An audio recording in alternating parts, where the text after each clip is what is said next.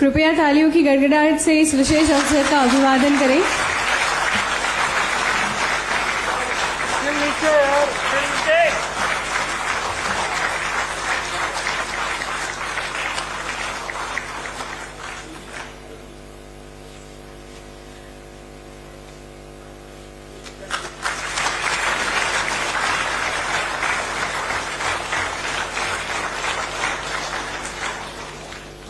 बहुत बहुत धन्यवाद सर। পশ্চিম বাংলার জনগণকে বাংলাতে জানাচ্ছি যে তারা আমাদেরকে দেখছেন, আমাদের কথা শুনছেন।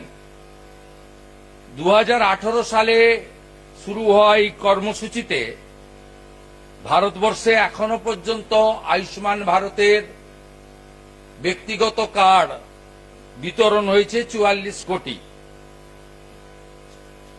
মোট 31 মে 2026 পর্যন্ত 36,193টি হসপিটাল এতে যুক্ত হয়েছে, যার মধ্যে প্রাইভেট হসপিটাল আছে 16,557। এখনো পর্যন্ত পশ্চিমবঙ্গে প্রচার আছে আয়ুষ্মান ভারতের কার্ডে নাকি সুযোগ সুবিধা পাওয়া যায় না।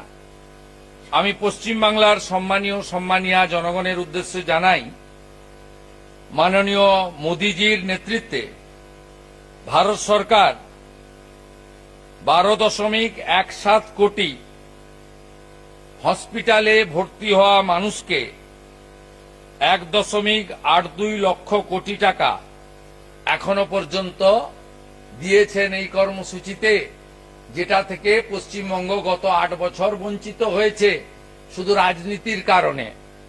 मेरे लिए बहुत ही सौभाग्य की बात है कि आज मुझे इस ऐतिहासिक दिन में और इस ऐतिहासिक पल में अपने आप को शामिल करने का सौभाग्य मिल रहा है।